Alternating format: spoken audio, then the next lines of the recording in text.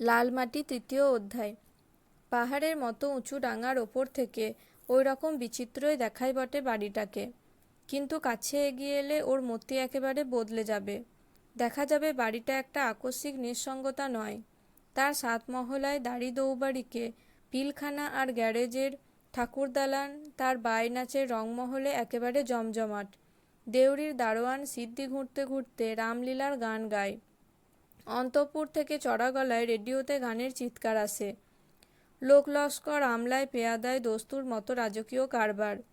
মহাল নেহাত ছোট নয়, প্রায় 60,000 টাকার জমিদারি।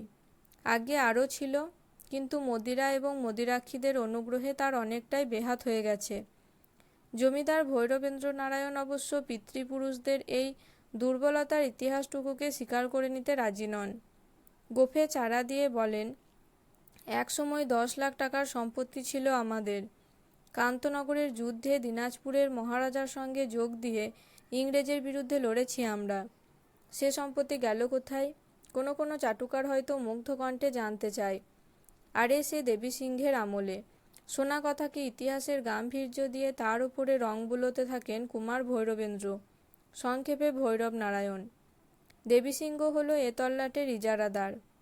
জমিদারদের তখন যেমন লাঠির জোর, তেমনি টাকার তাকত। কথায় কথায় হাতে মাথা কেটে আনে। দেবীসিংহ দেখল এদের জব্দ না করলে আর চলছে না। কিস্তির টাকা এমনি চড়িয়ে দিলে যে তা দিতে দিতেই অনেকের জমিদারি সরকারি লাটে চড়ল। নইলে হঠাৎ ভৈরব নারায়ণ নাকের ওপরে বসা মাছিটাকে হিংস্রভাবে থাবা দিয়ে ধরতে চেষ্টা করেন। নইলে এতকাল কি আর ইংরেজের রাজ্যে শাসন করতাম আমরা। মাছিটাকে ধরতে না পেরে উত্তেজিতভাবে একটা থাবড়া কষিয়ে দেন নিজেরই পেটের ওপরে। সুতরাং শরীরে আপাতত আফিংয়ের জড়তা থাকলেও মনে জেগে আছে প্রচণ্ড খাত্রতেজ। গীতা শুনতে শুনতে কখনো কখনো তেতে উঠে কোমরের আলগা কষি দুটোকে বাঁধতে চেষ্টা করেন সজোরে। মনে হয় এক্ষুনি বুঝি যুদ্ধে চললেন, কিন্তু তা করেন না। হাত বাড়িয়ে গান্ডিবের বদলে ফোর্সির নল টেনে নেন। তারপরেই তার পাঞ্চজন্য বাজতে থাকে। মানে সারা বাড়ির লোক ভৈরব নারায়ণের ভৈরব নাসিকানিনাদ শুনতে পায়। কুরুক্ষেত্রে যুদ্ধ একটা হয় বটে, কিন্তু সেটা মাছিদের মধ্যে। কৌরব রাজ্য অধিকার করবার জন্যে নয়, তার নাসিকাগ্র দখল করবার সুমহান প্রেরণায়।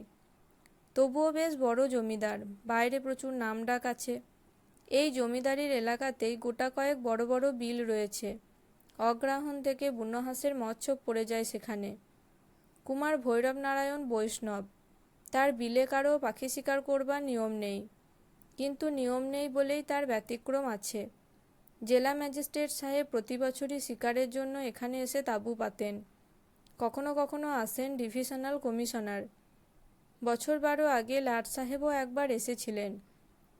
সেই স্মরণীয় দিনটির কথা যখনই মনে পড়ে, সেই মুহূর্তেই বীর রসদীপ্ত কুমার ভৈরব নারায়ণের হৃদয় হঠাৎ ভক্তিরসে আপ্লুত হয়ে যায়। কৌন্তেয় আর সামনে কুরুসৈন্য দেখতে পান না, সাক্ষাৎ শ্রী ভগবানের বিশ্বরূপ প্রত্যক্ষ করতে থাকেন। আহা, অমন সাহেব আর হয় না। খুব ভালো সাহেব বুঝি? মুগ্ধ চাটুকার মুগ্ধতর কণ্ঠে জানতে চায় হাজারবার শোনা সেই পুরনো গল্পের পুনরাবৃত্তি। রোমাঞ্চিত হতে চায় সাহেবের প্রায় অলৌকিক অপূর্ব চরিত্রকথা শ্রবণ করে। ভালো মানে? কোমরের কষি আঁটতে আঁটতে আবার উঠে পড়েন ভৈরব নারায়ণ। একেবারে খাস বিলিতি জিনিস, বুঝলে? একেবারে ভেজাল নেই কোথাও। কি লম্বা চওড়া আর ক্যায়সা লাল টকটকে চেহারা। কথা তো বলে না, যেন রক্তের ভাবে ষাঁড়ের মতো গাঁক গাঁক করে ওঠে। আর খাওয়া, একাই একখানা 1.5 সেরি খাসির ঠ্যাং মেরে দিলে।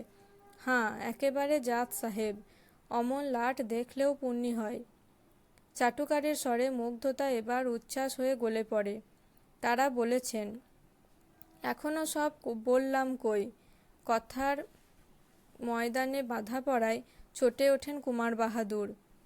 তুমি তো বড্ড ফ্যাঁচ ফ্যাঁচ করো হে, ভারী বাধা দাও। চাটুকার কাঁচুমাচু মুখ করে বসে থাকে। যা বলছিলাম। সভা শাসন করে আবার শুরু করেন ভৈরব নারায়ণ। তখনও তারা বেঁচে। লাট সাহেব বাবার পিঠ থেকে দিয়ে বলেছিল, you are very loyal servant. বাবা আবার 1 থলি গিনি দিয়ে ওকে প্রণাম করেছিলেন কিনা। চাটুকার আবার কি যেন বলবার জন্য মুখ খোলে, কিন্তু কুমার বাহাদুরের একটা রুদ্র দৃষ্টি তার ওপর এসে পড়তে কেমন থেমে যায় থতমত খেয়ে। যে শব্দটা প্রায় ঠোঁটের সামনে এসে পৌঁছেছিল, অদ্ভুত কৌশলে সামলে নেয় সেটাকে। খানিকটা হাওয়া আচমকা গিলে খাওয়ার মতো কোঁত করে একটা শব্দ হয় গলায়। আজও চায়ের আসরে তারই জের চলছিল। এই সময়টাতেই একটু প্রকৃতিস্থ থাকেন কুমার বাহাদুর। আফিমের মৌতাতটা ফিকে হয়ে আসে। নেশা ছেড়ে যাওয়া শিথিল শিরাগুলোর মধ্যে যে মন্থর অবসাদ ঘনিয়ে থাকে, তাকে সতেজ করে তোলবার জন্যই যেন ভৈরব নারায়ণ এইসব গল্প শুরু করেন। হাজারবার বলা হিউমারের পুনরাবৃত্তি করে আবহাওয়াটাকে সজাগ করে রাখবার প্রয়াস পান। এক টুকরো কাটা পেঁপে চামচেতে তুলে নিয়ে বলেন, আমি একবার ঘোড়ায় চড়েছিলুম, বুঝলেন ঠাকুরবাবু। স্বাভাবিক বিতৃষ্ণ অনুভূতির মধ্যেও গলার স্বরে কেমন করে যে একটা কৌতূহলের আমেজ এসে যায়, সেটা রীতিমতো বিস্ময়কর। হঠাৎ কোথাও একটা আঘাত লাগলে তড়িৎ গতি শারীরিক প্রতিক্রিয়ার মতো অভ্যাসে দাঁড়িয়ে গেছে ব্যাপারটা। মাঝে মাঝে তার পাগলা একটা হিন্দুস্থানের কথা মনে পড়ে। লোকটা পুলিশের কনস্টেবল ছিল এক সময়। পুলিশ সাহেব শব্দটা কানে গেলেই যেখানে যে অবস্থাতেই সে থাক, ফিরে দাঁড়িয়ে খটাস করে সেলাম ঠুকত একটা। সঙ্গে সঙ্গে চকিত হয়ে রঞ্জন বলে, তাই নাকি, বলুন বলুন। ভৈরব নারায়ণ চারদিকে তাকিয়ে নেন একবার। লক্ষ্য করেন সকলের চোখ তার উপর উদগ্র আর সজাগ হয়ে আছে কিনা, সকলের মুখে ফুটে উঠেছে কিনা জ্বলন্ত কৌতূহল। তারপর শুরু করেন, বুঝলেন, বাবা সেবার নেকমদনের মেলা থেকে কিনে আনলেন এক ভুটানি ঘোড়া। যেমন তাকাত তেমনি চাল, কিন্তু কে জানতো ঘোড়াটার মাথা খারাপ। যেমনি চেপে বসেছি অমনি সবাই এর মধ্যে হাসতে শুরু করেছে। যাদের কোনো মতেই হাসি পায়নি, তারা যে কোনো একটা মারাত্মক হাসির কথা ভেবে নিয়ে অন্তত এক টুকরো হাস্যরেখা ফোটাবার প্রাণান্তিক চেষ্টা পাচ্ছে ঠোঁটের আগায়। হঠাৎ দেখলে মনে হয় মানুষগুলো পাগল হয়ে গেছে নিশ্চয়ই, নইলে এমন অর্থহীনভাবে কেউ হাসির প্রতিযোগিতা চালাতে পারে, এ অবিশ্বাস্য। তবু কখনো যেন কেমন একটা সন্দেহ জাগে রঞ্জনের। হঠাৎ মনে হয় কুমার বাহাদুর বড় বেশি ক্লান্ত, বড় বেশি হতাশায় আচ্ছন্ন তার মন। আফিংটা তার আত্মরক্ষার একটা প্রক্রিয়া ছাড়া আর কিছুই নয়। যেমন তীব্র যন্ত্রণার উপর মফিয়ার প্রলেপ। কিন্তু সে মরফিয়ার নেশা যখন কাটে, তখন যেমন যন্ত্রণায় শরীরের নাড়িগুলো ছিঁড়ে টুকরো টুকরো হয়ে যেতে চায়, সেই রকম কুমার বাহাদুরও নেশার শেষে নিজের নিরুপায় নিরাশাকে আড়াল করতে চান ওই পুরনো রসিকতার সুরসুরি বুলিয়ে। সেটাকে তার হাস্যভরা মুখ মনে হয়, আসলে সেটা হয়তো মুখোশ মাত্র। কিন্তু কেন এমন হয়? পছন্দ ধরেছে নিজের মধ্যে। বহুকাল ধরে মানুষের হাড়ে গড়ে তোলা কীর্তি স্তম্ভে ফাটল ধরেছে কি প্রাকৃতিক নিয়মেরই অনুসরণে? কালের ঝোড়ো হাওয়ায় ক্ষয়ে যাচ্ছে উত্তুঙ্গ গ্রানাইটের শিলাস্তর। হঠাৎ কি টের পাচ্ছেন পায়ের নিচের মাটিটা আসলে চোরা বালি, এতদিন পরে সরতে শুরু করেছে একটু একটু করে। কিংবা যে আসনটিকে এতকাল তারা রাজত্ব করবার জন্য নিশ্চিন্ত ময়ূর সিংহাসন বলে মনে করেছিলেন, দেখা যাচ্ছে সেটা কোনো সুপ্ত আগ্নেয়গিরির ক্রেটার, এতদিন পরে ধুইয়ে উঠছে কোনো রুদ্র সংকেতে। অথবা এসব কিছুই না, সবটাই তার নিছক ভাববিলাস, নিজের দৃষ্টির রং দিয়ে স্থূলবুদ্ধি একটা আফিংখোর মাংসপিণ্ডকে মননময় করে তোলা। ভাববার সময় পাওয়া যায় না। ইতিমধ্যে প্রসঙ্গ পরিবর্তন করে ফেলেছেন কুমার বাহাদুর। আরম্ভ করেছেন আর একটি চাঞ্চল্যকর বিষয়বস্তু। আপনারা কেউ ভূত দেখেছেন? ভূত? হ্যাঁ হ্যাঁ, গাল নাচিয়ে নাচিয়ে হাসেন ভৈরব নারায়ণ। জিন, প্রেত, কন্ধকাটা, এইসব। ঠাকুরবাবু, আপনিও কি কিছু দেখেননি? এক মুহূর্তে রঞ্জনের মনে আসে তার ছেলেবেলার দেশকর্মী অবিনাশবাবুর স্মৃতি। আত্রায়ের বানে রিলিভ করতে গিয়ে প্রাণ দেন। তবু ডাহুক ডাকা এক কালী সন্ধেবেলায় রঞ্জন তার অদৃশ্য গলা ডাক শুনে মন্ত্রমুগ্ধের মতো কোথায় যেন চলে গিয়েছিল। জীবনে সে এক আশ্চর্য অভিজ্ঞতা। কিন্তু এই স্থূলতার আসরে সে বেদনা রোমাঞ্চিত স্মৃতিটাকে উদ্ঘাটন করতে তার ইচ্ছে হয় না। মাথা নেড়ে বলে, না, আমি কিছু দেখিনি। কিছুই না? না। আরও সংক্ষেপে জবাব দিয়ে মুক্তি পেতে চায় রঞ্জন। তাহলে আমি জিতেছি আপনার চাইতে। ভৈরব নারায়ণের চোখে মুখে এবার সমুজ্জ্বল হয়ে ওঠে পরম আন্তরিক একটি আত্মপ্রসাদ। হুঁ হুঁ, এবারে হারিয়েছি আপনাকে। গীতা পড়ুয়া পণ্ডিতকে হারানোটা গৌরবের ব্যাপার নিশ্চয়ই। মন চায় না কুমার বাহাদুরের সে গর্বটাকে খর্ব করতে। প্রসন্ন মুখে বলে, বেশ তো, বলুন। তখন কুমার বাহাদুর কোনো এক চণ্ডীতলার মাঠে নিশীথ রাত্রে দেখা ভূতের গল্প আরম্ভ করে দেন। ফুটফুটে ভরা জ্যোৎস্নায় নির্জন মাঠে সে 50 হাত লম্বা দুখানি বাহু প্রসারিত করে দাঁড়িয়েছিল, আর সেই সঙ্গে কি যেন খুঁজে ফিরছিল অন্ধের মতো হাতড়ে হাতড়ে।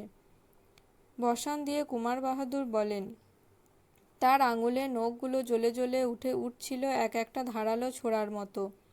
হাসির গল্প, ভূতের গল্প, আফিং, সমস্ত শরীরটা সঙ্গতি আর শৃঙ্খলাহীন একটা বিসদৃশ্য মাংসপিণ্ড। কানের কাছে প্রতিদিন গীতাপাঠের দুঃসহ অভিনয়। বিচিত্র একটা অদ্ভুত অসঙ্গতির জগতে যেন কৃত্রিম উপায়ে লোকটা বেঁচে আছে। মৃত্যুমুখী মানুষ নাভিশ্বাস টানছে অক্সিজেন টিউবের সহায়তায়, কিন্তু রক্তে রক্তবীজেরা মরেও ফুরায় না। দেবী সিংহের সাধ্য কি তাদের বিনাশ ঘটায়? আজও স্বাভাবিক নিয়মে সবটা চলতে হঠাৎ আলোচনা বাঁক নিলে একটা। কথাটা বলে বসলেন রাজা সূর্যনারায়ণ দাতব্য চিকিৎসালয়ের ডাক্তার পান্নালাল মণ্ডল। সাইনবোর্ডে তিনি নিজের নামের পাশে বসিয়েছেন LMF ব্র্যাকেটে পি। পি মানে প্ল্যাকড। একথা তিনি নিজে বুঝিয়ে না দিলে কারুই বোঝার উপায় নেই। বরং কোনো একটা বাড়তি উপাধি মনে করে গেয় লোক আরও বেশি শ্রদ্ধান্বিত হয়ে ওঠে। ভৈরব নারায়ণ একটা হাই তুললে 10 বার তুড়ি দেন ডাক্তার পান্নালাল মণ্ডল, LMF ব্র্যাকেটে পি। আজ কিন্তু তিনি রসভঙ্গ করলেন। একটা খবর শুনে এলাম হুজুর। কুমার বাহাদুর তখন সবে তার ভয়ঙ্কর ভূতের গল্পটা শেষ করে ভীষণ ভঙ্গিতে তার শ্রোতাদের দিকে তাকিয়ে আছেন। দেখতে চাইছেন ভয়ে তাদের কারুর গা দিয়ে ঘাম ছুটছে কিনা। এমন সময় ডাক্তারের এই অবান্তর কথাটাই তিনি ভ্রুকুটি করলেন। ডাক্তার ঘাবড়ালেন না, কারণ খবরটা জরুরি। এতক্ষণ ধরে বলবার জন্য তার জিভ নিষ্পিস করছিল, কিন্তু ভৈরব নারায়ণের গল্প বলবার তোড়ে বিভ্রান্ত হয়ে তিনি আর কোনোখানে সুবিধে মতো একটা ফাঁক খুঁজে পাচ্ছিলেন না। তুড়িদের একটা পঞ্চায়েত বসেছিল কালাপুকুরিতে। কালাপুকুরিতে তুড়িদের পঞ্চায়েত? এবারেও ভৈরব নারায়ণ ভ্রুকুটি করলেন, কিন্তু তার জাত আলাদা। এতক্ষণ ধরে ঝাঁপির মধ্যে যে সাপটা আফিংয়ের নেশায় ঝিমুচ্ছিল, সে হঠাৎ খোঁচা খেয়ে ফোঁস করে উঠল। ব্যাটারা ভয়ঙ্কর পাঁজি। আর ওই সোনাই মণ্ডল, চিবিয়ে চিবিয়ে বললেন ভৈরব নারায়ণ। পঞ্চায়েত বসলেই একটা না একটা কুমতলব বার করে ছাড়বে। কয়েকটাকে দিলাম বিএল কেসের আসামি করে ফাঁসিয়ে, তবু যদি একটু হুঁশিয়ার হয় ব্যাটারা। ওদের মাথাগুলো আবার বড় হয়ে উঠেছে দেখছি, ভালো করে ছাঁটাই করতে হবে আর একবার। হিংস্র স্বগতোক্তিটা শেষ করে জানতে চাইলেন, কিন্তু পঞ্চায়েত কেন? কামারহাটির ডাঁড়ার জন্যে। বটে? আজ্ঞে হ্যাঁ, ওরা ঠিক করেছে 300-400 মানুষ কোদাল ধরে এবার ডাঁড়ার মুখ বন্ধ করে দেবে। ওদিক দিয়ে আর জল বেরুতে দেবে না। বটে বটে, কুমার বাহাদুরের স্বরে মর্মঘাতী ব্যঙ্গের আভাস ফুটে বেরোলো। হঠাৎ এরকম সাধু সংকল্প কেন তাদের? সে তো তারা হুজুরে জানিয়েছে। কয়েক মুহূর্ত গম্ভীর হয়ে থেকে ভৈরব নারায়ণ বললেন, কারণটা আমি শুনেছি। ওরা বলে বানের জল ওই ডাঁড়ার মুখ দিয়েই আজকাল বেরিয়ে যাচ্ছে, ফলে ওদের ফসলি জমি ডুবে যায়। আজ্ঞে তা নেহাত অন্যায় বলে না, সাহসে ভর করে পোস্টমাস্টার বিভূপত হাজরা জানালো।